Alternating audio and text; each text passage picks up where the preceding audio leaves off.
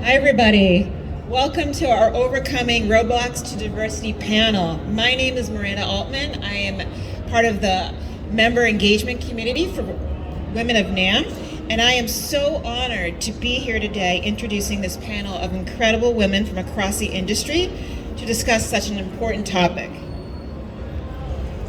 Today, we'll be breaking down challenges and potential solutions to foster diversity in this industry and beyond. I would first like to introduce Laura Whitmore, writer, podcast producer, singer-songwriter, and also Senior Vice President of Marketing at Positive Grid. She'll be our moderator today.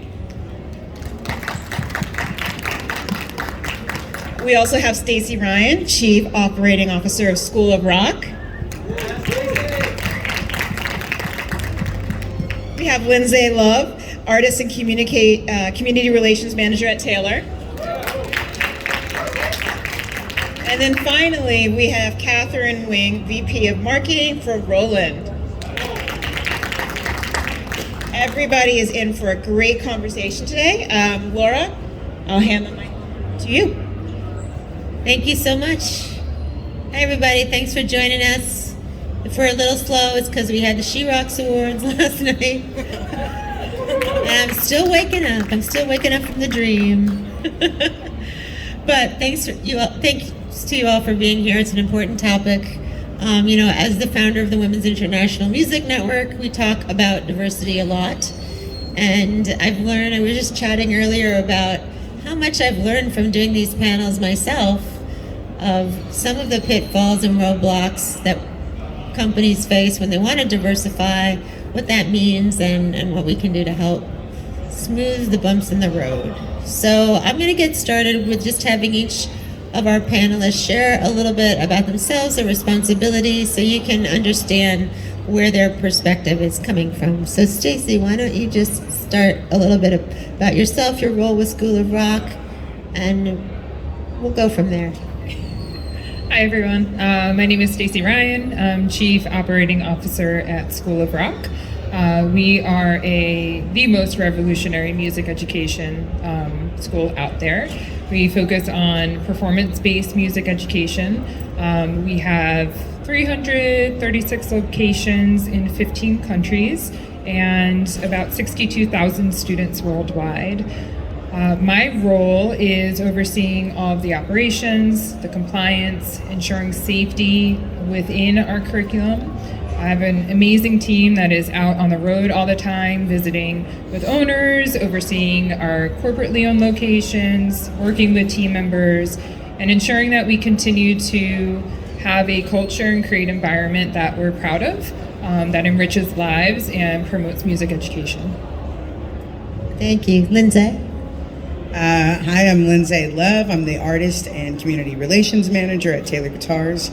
Taylor Guitars, one of the largest acoustic guitar manufacturers in the world, and my role specifically is developing and cultivating and maintaining relationships with artists and community partners, and finding ways to work with them and support them, and more specifically help elevate and amplify BIPOC artists and organizations that are in underserved communities. Thank you. Catherine?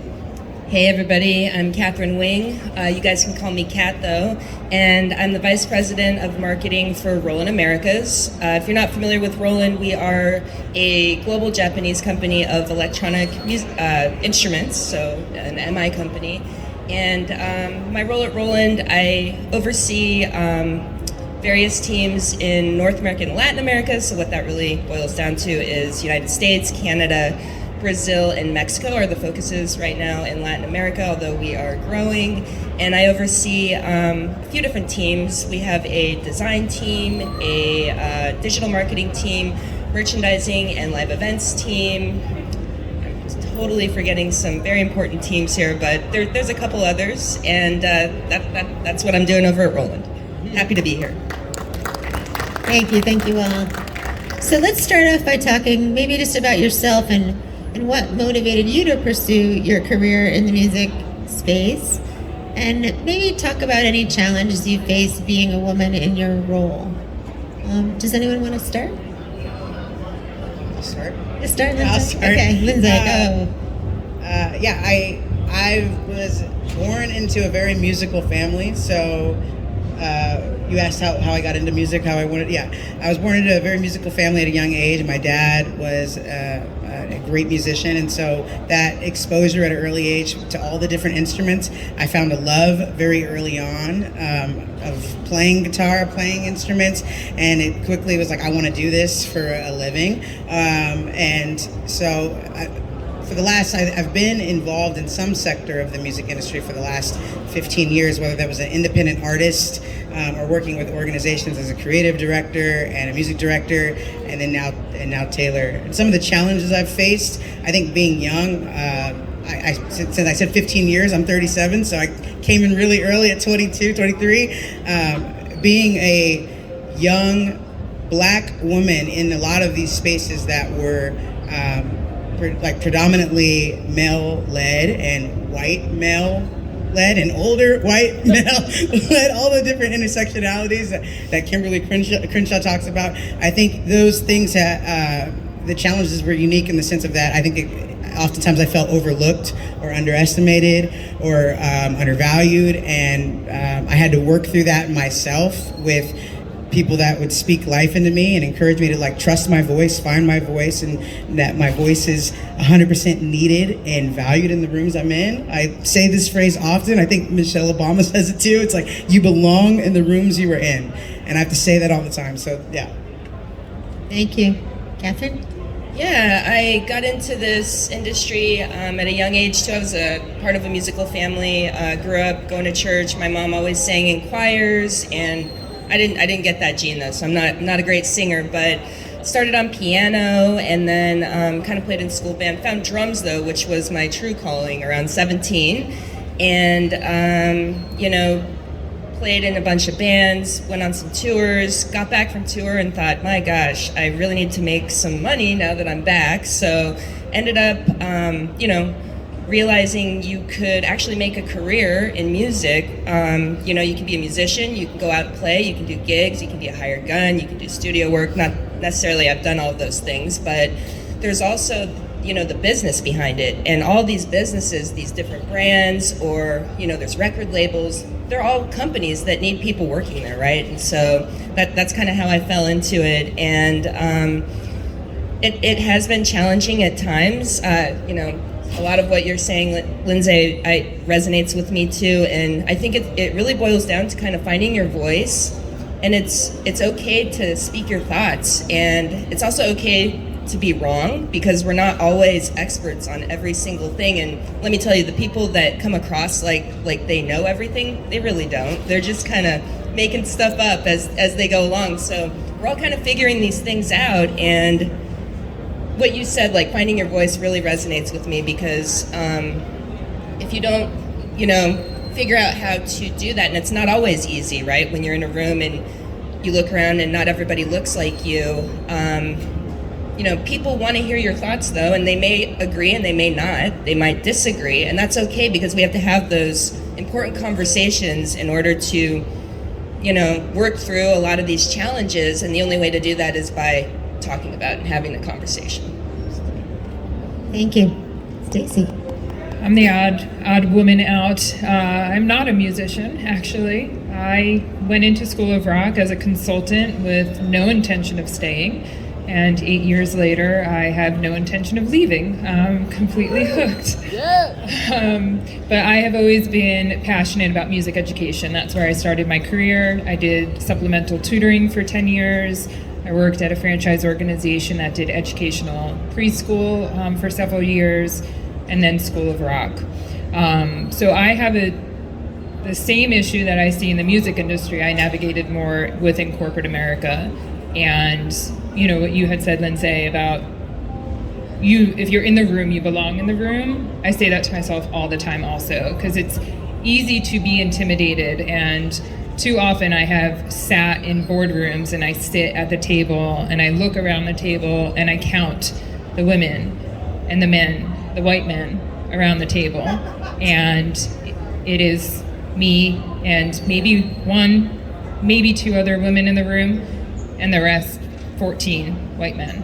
And it can absolutely be intimidating, but I always try and remind myself to lean in, to take up the space. And what I have to contribute does matter and does make a difference. And I'm there because I belong there. It's also very easy in that world to get lost in really bad advice and really bad guidance. And very early on in my career, running tutoring centers, I was told that because I'm a young woman, I'm not selling as well as I should, and that I should pull my hair back and put some lipstick on. And thankfully, my young self trusted my gut, and I'm like, I don't like wearing lipstick, so I'm not gonna do it. And it's really important to find other incredible women to surround yourself with, amazing supportive men who there are just too many out there to count. So those are the ones that you want to find, that you want to attach yourself to, that you want to surround yourself with, because they will and I have been in situations where it's a bunch of men talking and I'm being cornered out, and there is that one man that turns and says, well, Stacey, you have a lot of experience in this. Why don't you share? And all of a sudden the heads are like, oh, wait a minute. All it takes is that one person in your corner. Find that person, and then find another and another and another, and just keep building your community and surround yourself with the right people. It's so funny that you mentioned about counting the women in the room, because I do that. I don't even think about it anymore. I just automatically, right? Do you guys do that? And usually there's me. Well, there'll be more because I'll bring them in, but we'll talk about that too. But yeah. Okay, so let's start off with some positive thoughts about what have you seen be effective in fostering diversity and inclusion in the music industry? Do you have any thoughts about what's actually working to start off? For me, I think the most important thing is talking about it. Just the fact that we're sitting here having this conversation, people are listening, people are looking at this and having these difficult discussions, because they're not always easy, but to turn our heads away from it, to put our heads in the sand, nothing is going to change. So for me, I think the most important thing and the biggest shift that I've seen is how many people are not only talking about it, but are actually committed and acting to make change for it. I would And doubling down on that, I think, talking about it, committed to it, and seeing that in a lot of ways, people are diversifying their board members, their senior level positions, their executive level leaderships. It's slow, but it is happening, and so that's encouraging. Yeah, and I think, also maybe even within your own organization, giving your team or, the group of people that you work with the space to talk about these things, right? Sometimes it's scary to talk about these things at work, but it's important. And, like everyone's saying, if we don't continue to have these conversations, nothing changes. So really kind of just trying to foster that in the best way you can within your organization. I think it is a topic that a lot of people either don't have any consciousness of it at all, which we have to make them conscious of it, right? Or that it's a really scary thing to talk about because you don't want to make a mistake. You don't want to use the wrong phrase. You don't want to say the wrong thing. You don't want to ask the wrong question. And it's been my experience from doing a lot of these panels that it's better to make a mistake than to not talk about it at all. And you can recover from the mistake and make it better and go from there, right? So I'm all for that, as you can tell. I want to ask now maybe about challenges to attract and retain diverse talent. I mean, I'm going to say, like, I founded an organization for women in the music industry. I do panels all the time. I'm super conscious about having diverse panels. It is hard for me sometimes. And I have to go out to my network and say, like, I want a person of color on this panel. I want this kind of person. I want this genre, whatever. And I use my network for that. But what other challenges do you see to attract and retain diverse talent in your parts of the industry? I'll start. I think you said the key word, networking. I think I remember at the my last job at the organization I worked for, we did diversity trainings all the time. I felt like all the time, but this one particular one we did was about 3 days long, and one of the exercises we did was they had circle cutouts, and each cutout was a different color that represented an ethnic group.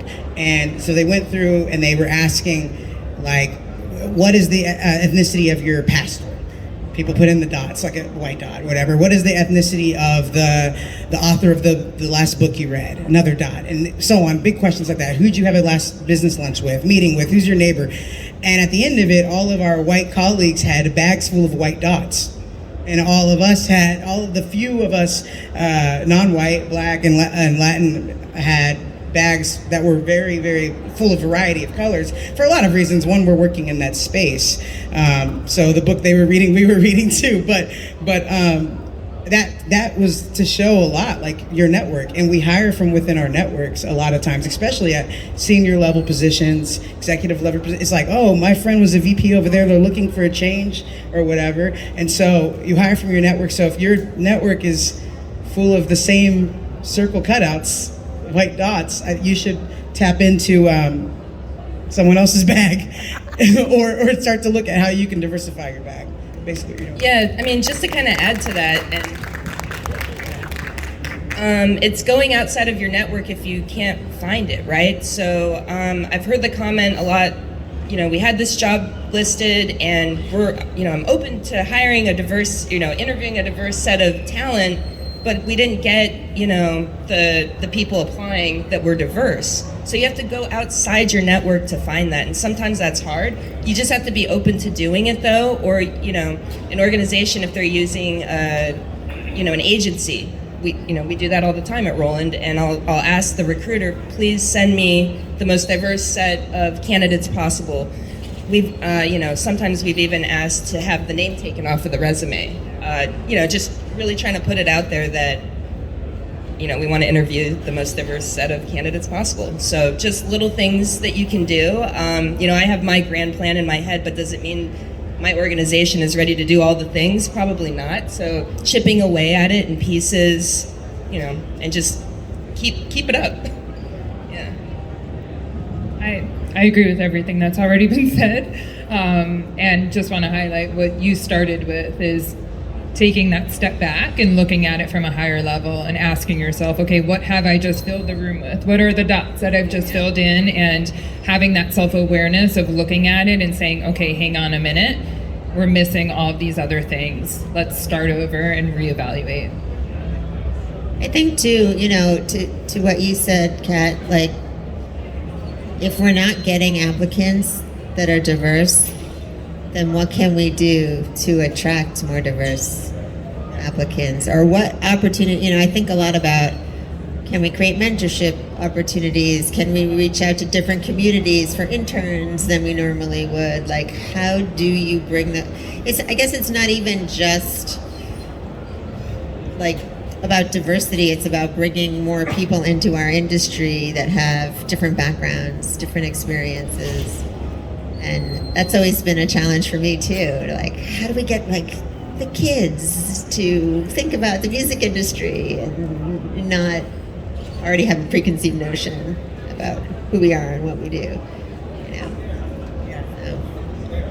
Okay. Let me see. So I think, we've talked a little bit, we've touched on this a little bit, but I think the leadership in the company play a big role in not only bringing diversity into the company, but then what happens next when you have some diversity in your group of people? So what can leadership do to help foster diversity and actually foster it to a point where it kind of sticks and it can keep going from there? Do you guys have any thoughts about that? Yeah, I think you have to be really authentic, right? So if your organization is going to attract, diverse people and they get the job and it's great, people of this mindset are going to see right through it if you're not, walking the walk, so to speak. You're only talking the talk. So, in addition to just bringing people in, like you said, Laura, you also have to promote people because you want the leadership to also, be diverse, so to speak. Yeah, having everybody having a seat at the table, right? So yeah, that's my thought. I agree. Authenticity is so important, and I often will tell people new in leadership roles, anyone can lead, but when you look over your shoulder, is anybody following you? That's the real question, and that's going to really tell you if what you're doing and the way that you're leading is having an impact. So being authentic, because people will see right through it if you're not, believing in the message that you're promoting, stepping up, leaning in the way we are right now. I've got team members sitting out here and watching, and partners supporting, and continuing to play our role as leadership and really truly lead by example and be committed to the change, show it in your actions, and be yourself, be true. Everything they said, and just adding on a little bit to that, I think it 100% starts at the top, at the highest level. The C-suite leaders, the executive team, they have to know their why. And they have to know their gaps. You have to be able to identify that, and they have to be deliberate about wanting to close those gaps. And then I think where a lot of times I've seen organizations that I've worked with in the past, or whatever the case, fall short is there's no consequential accountability, which is the term that makes it holds leaders accountable, senior leaders accountable, to actually measure the growth in diversity. And I think that's. Without that, a lot of efforts fall flat. The last thing I would encourage anyone, if you're in an environment that the culture is not one that you agree with, leave the room. If it's a room that you're not proud of to be in, find another, because there's tons. And I have made that decision, and I have left a very successful career with long tenure because the culture was not one that I was proud to be part of. And now I am in one that I am so proud of that I want to scream it from every rooftop that I can. So feel empowered, don't feel trapped. Yeah, that's a good point. It's hard sometimes though, because you think like, could I do better than this? I don't know, but culture is huge. It's really what makes a company stand out or be different. Yeah. I was thinking as you guys were talking, like one of the things that we practice at Positive Grid is having that curiosity, like asking a lot of questions about people. Like you don't know automatically, especially we're a virtual company, so we rarely see each other in person. And you're like, oh, I didn't know that this guy was really into skateboarding and like competes and like all those things that you don't know, and that their perspective, their background, contributes to how they can add to your team, and just being curious and having them even like present on something that interests you can help people to better understand like where is this person coming from, like how are they contributing to the team and to the company. And so that kind of leads to the next question about creating this more inclusive workplace culture and that values and encourages diversity and collaboration. Do you guys have any other thoughts about like how do we foster, like, okay, we bring diverse hires in, but how do we really make it feel like we're listening to diverse thoughts and we're creating new actions because of those? I think dedicating the time as a leader to your team or your department to have these conversations and have these types of meetings, right? So I try to call on people, sometimes, and I don't like putting people on the spot either, but sometimes it's hard for somebody to speak up and express their thoughts. But if you kind of ask them, hey, Stacey, what do you think about that? They might really open up and talk about it in front of the team, and then you're kind of understanding where they're coming from, like you're saying, Laura, and just I guess dedicating that time with your team to have those types of meetings, and it could be for any type of project, really. I think I've seen like a lot of organizations or companies have start to support affinity groups and things like that, and I think those are great ways to help people find ways to bring themselves more into the company. But I think sometimes they do create a little bit of silos, and it puts a lot of responsibility on marginalized groups to kind of bring ideas. And so I don't think they should go away, but I think on top of that, when you're in a room and you're talking about workplace culture or employee engagement, look around. It's going to sound repetitive, but look around the room, and if you don't have a diversity of thought in that room contributing to ideas, you're going to go nowhere. I think about Alexis Ohania, who's Serena Williams' husband and founder of Reddit. I remember hearing him talk about he got really active in advocating for paid leave and paid paternal leave after Serena went through a lot of her issues in giving birth, and he realized, not that he didn't know about it, but he just wasn't thinking about it, how important it was for men to be able to take leave. And so after that, he went to the Hill and was advocating and got it extended to 12 paid weeks for paternity leave for the federal workers.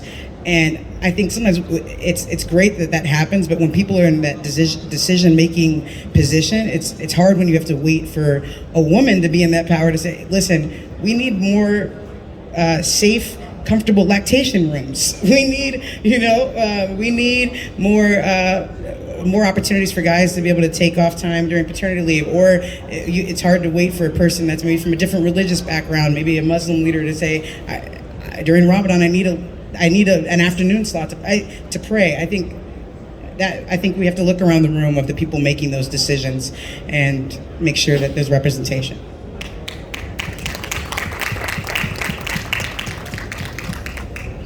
I guess the only ad I would have is just harnessing the passion that exists and the advocacy that's out there. And, I launched a group called Front Women within School of Rock, a community resource group, because I'm passionate about empowering women in corporate America in the music industry and mentorship. And had this idea and advocated it for myself on a paper to our CEO and said, I have this idea I really want to do, and I had full support and went with it. We had a community member who's really passionate about DE&I and expanding that, and how can we bring more people in? And he came to us and proposed a book club, a quarterly book club, where he had in the plan, these are the books I'm going to do. They're diverse. Every author is different ethnicity. The focus is on leadership or music or all these things. We said, yeah, go with it, run with it. So don't turn ideas down, hear them out. We try and operate with a mindset of maybe they're right, because it's very easy when you hear things coming at you and so many things coming at you, just be like, no, that's not how we do it. Get that out of your vocabulary. Don't say that's not how we do it. Just say, hey, like maybe that would be a good way to do it. And ask the questions, come from curiosity, and maybe they're right. Yeah, I think too, as leaders, like sometimes in a group setting, like a meeting, it's hard to bring up a topic, so maybe there's somebody who has an idea or doesn't feel comfortable, but they don't really feel like that's the right place for them to bring that up. So I try to have one-on-one meetings at least once a month with everybody on the team. And I think just asking a lot of questions and encouraging that back and forth communication, and then we can be their champion. Hey, Stacey had this great idea. Like, I want to talk more about it. Like, can you make a little presentation so we can discuss it? Or what do you think are the pitfalls here? Or, like, just like you said, the place of curiosity and asking more, like, what does this mean to you? I think that's a really important part as leaders to help, like, let those ideas bubble up, Yeah. Okay, I'm going to talk a little, we touched on this a little earlier, but encouraging more women in diverse groups to pursue careers in MI, music production, and other areas. I mean, I always think about, like, I've always wanted to be in music from when I was a little kid. I didn't really think about the music business because I wanted to be a rock star, but my parents were accountants, so they said, hey, music business degree, that's a good compromise. And actually, they were right, which is horrible to think about, but didn't even, like, music products industry, didn't even know it existed. You know, like, I just stumbled upon it. But, you know, I think it is a challenge for us, especially in the music products industry, to get people to even think about a career in our space, and especially diverse groups, because it hasn't traditionally been a friendly pool of diversity. So do you guys have any ideas of encouraging women, other diverse groups to participate in maybe the less glamorous, quote unquote, parts of the music industry? Like, nope.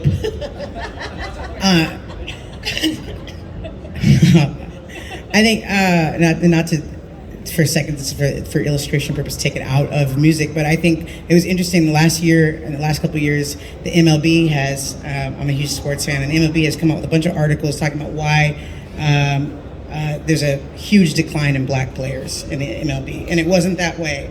And they're finding that it's not an overnight thing. It was a gradual decline over the last really 50 years. In the 70s, they were black players and managers were sounding the alarm of you've pulled programs out of the inner cities and over under-resourced communities, and we started investing in international players, which is great. And but the game got more expensive.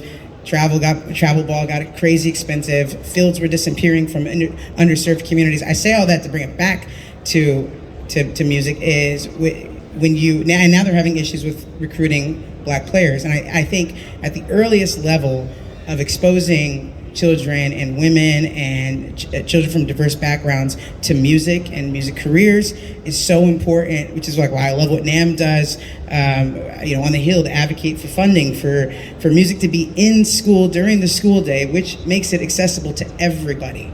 And then you start to, well, like me, like I said, I was exposed at an early age like you, and it started to fire in me, and it stayed with me my whole life, and that's important. Like, that cannot be, I think, understated.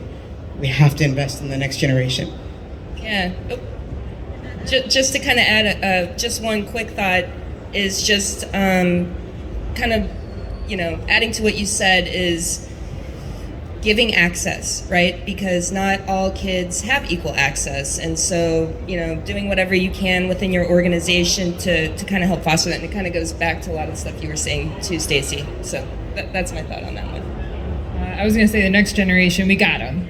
Yes. So, yes. What we Y'all need to partner with Stacey now. Yes, that's exactly. So Lindsay and I are going to be talking after.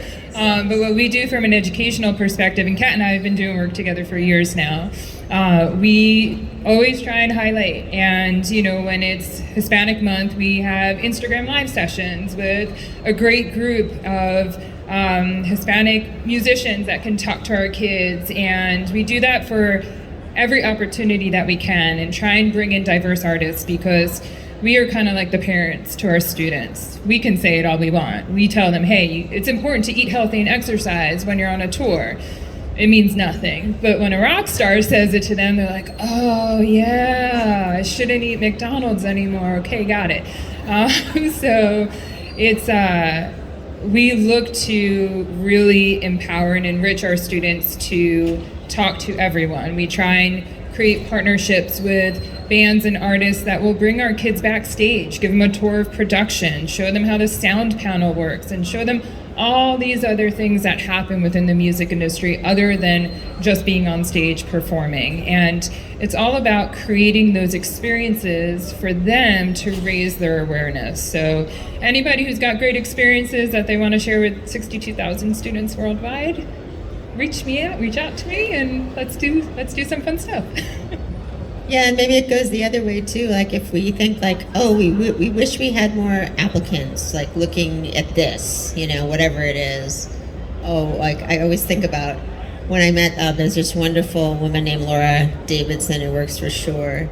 And when I met her, she was demoing gear for one of the pedal companies. I can't remember, TC Electronics or something. And I was like, oh, that's so cool. There's a female player demoing. Like it's like a unicorn, But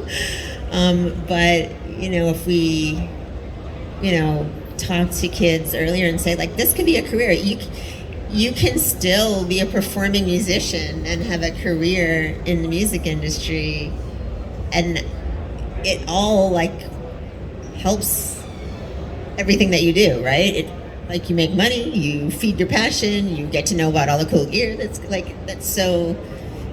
a really great space to build a career in. So, you know, going through an organization like School of Rock to educate students that exists, that can happen, that's possible, that you could do it, that there's other people like you who do it. You know, that's what we do at the Women's International Music Network, is like let's shine a spotlight on people that are doing it so other people can see that women are doing these things. Yeah. And it's partnering and working with the right people. You know, Laura reached out and I got an invite to the She-Rock Awards last night, and my first question was, do you have the right person? My second question was, can I bring some female students with me? And we had 6 female students from School of Rock West LA perform at that event last night in that room with that incredible energy. And it was life-changing for them. The girls were on cloud 9. Their parents had tears and were so appreciative of this experience for them. And those 6 young ladies left with a newfound appreciation for female empowerment and what women can do. So when we have those opportunities, we need to grab onto them. So thank you to you. Yeah, thank you. And I think too, like, we talk about this a lot. It's like you're in the door. Now you got to bring other people in the door, and that's what we're all doing, right? I was gonna just ask one more question, and then maybe we'll take some questions from the audience. So think about your questions. I think one of the things, and maybe Kat, you touched on it earlier, is promoting those people too. Like, what do you guys already do, or what can we do to give them the experience, the confidence, the training they need to become leaders of their own and elevate their ideas? Do you guys have any thoughts on that? I am a huge advocate for mentorship. So finding a mentor, being a mentor, every level of it. And I'm blessed with so many mentors in my life, and it's important to have someone ahead of you who's teaching you from their experiences. Have someone maybe who's behind you who you're teaching them through your experiences, and then having that peer that you can rely on, that you're navigating experiences together. And I think that is just such an important aspect of growth and education and development and give back. You know, if you've been blessed with great mentorship in your life, find someone that you can mentor and support. And I think that goes so far. Totally agree, Stacey. Mentors are great. One thing I was thinking about is just the exposure, right? And so if I have some important meeting, I might bring some, 1 or 2 people from my team to give them that experience, and I might ask them to contribute to the presentation or, in some capacity, so that the other management members get to know these team members and kind of coming up with your successors so that you can start training them.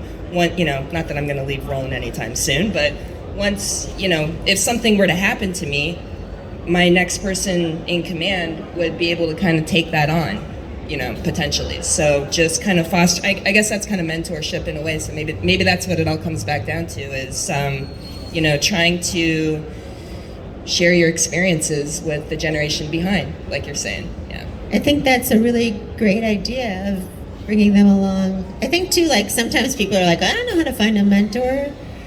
So I actually needed a mentor recently. I'm like a senior vice president. I still needed a mentor because I was doing stuff that I had never done before. So I went out to my network and I was like, does anybody know somebody at this level, like CMO, that can help me? And I found somebody and they were awesome. I literally only needed one conversation with them and I was like, click. But I do think sometimes as leaders, it's our job to like pair people together and be like, you guys work on this project together. Like, I know you're gonna help this person level up you have any thoughts? Same thing they said, mentorship, it's going to be kind of like just doubling down. And I think creating opportunities for those employees that you see that have raw leadership talent and abilities, and strapping rockets to them and and letting them go. And then creating, if you're doing diversity, if you're doing all the things that we talked about, the last 20, 30 minutes, then it's not about just creating opportunities because they're there. It's about now identifying them, and the onus should be on the leaders. Like, we need to fill this seat with this person. Thank you. Does anybody out in the audience have some questions? Do we have a microphone for the audience? No? Oh, yeah, we don't need one. Okay.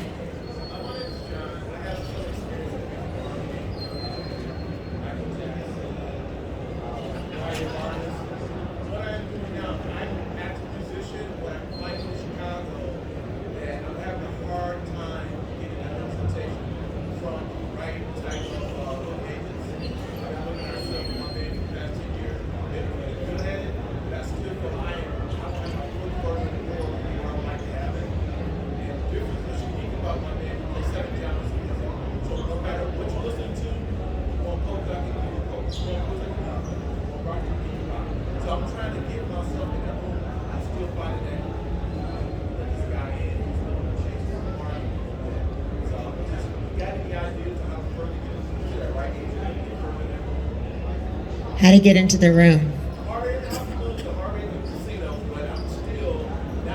So he's experienced, but he's having a hard time getting to the next level.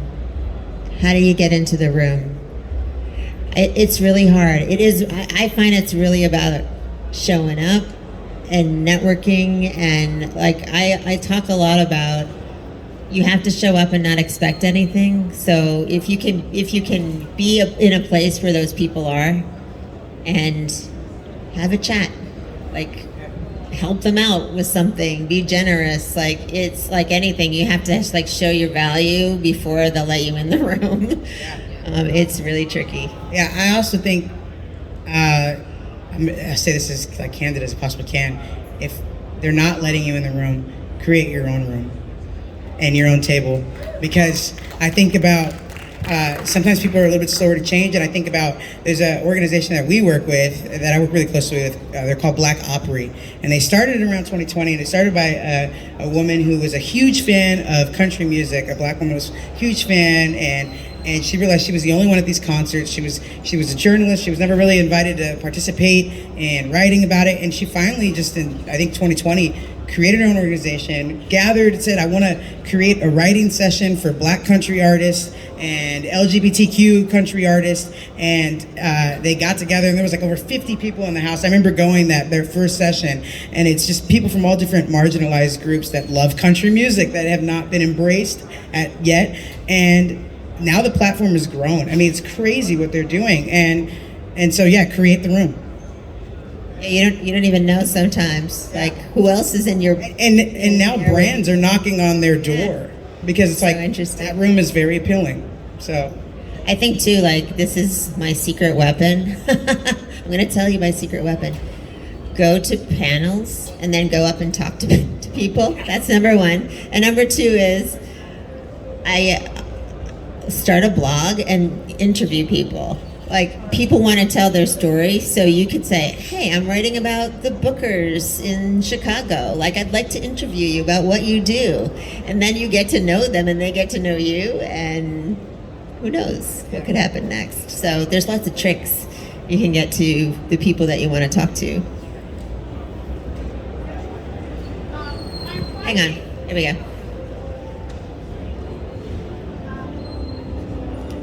Uh-oh. Hang on. Okay. He It's needs on? it back. Okay, cool. Hand it back. oh, it's on. Is it working? Yeah. Okay. Okay. I'm finding that I'm trying to find my next opportunity within the music industry. And as a female, particularly a single mom female, when speaking with male recruiters, the second they figure out that I'm a mom, I hear the hesitancy, right? How do I get like past that roadblock? Because I'm finding it a lot. They're like, I love you, I love you, I love you. And then I'm like, I'm a single mom. And then they're like, oh, okay. Like, and it all quiets down. Do you guys have any thoughts on that? I speak not as a mother. I don't have children of my own.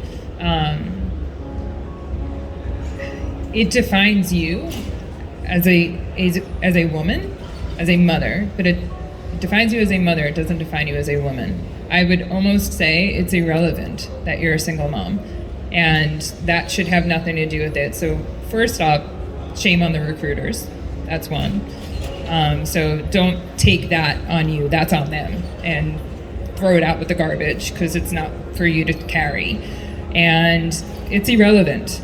So when you go in, you talk about your qualifications, why you're the right person for the job.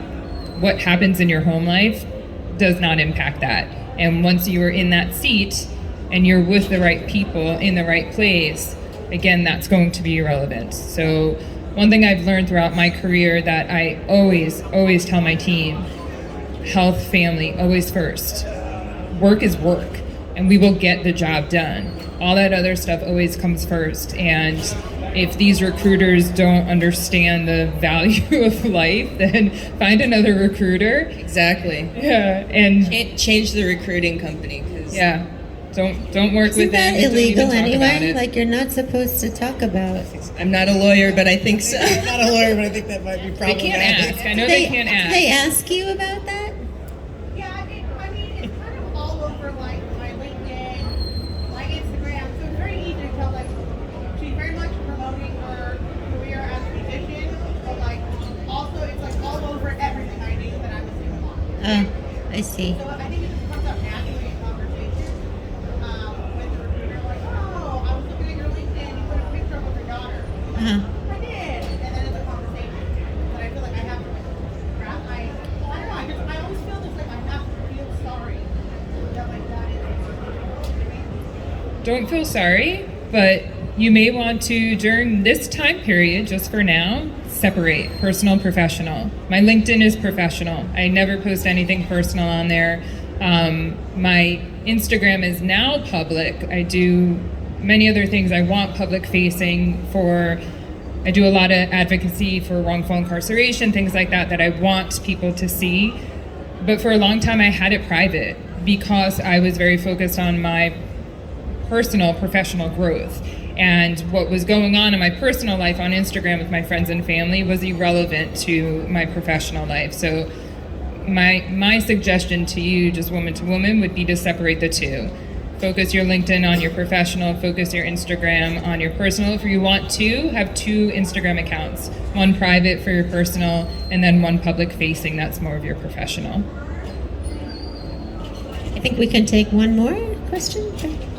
Yeah, do we have time? Okay, right there. Hi.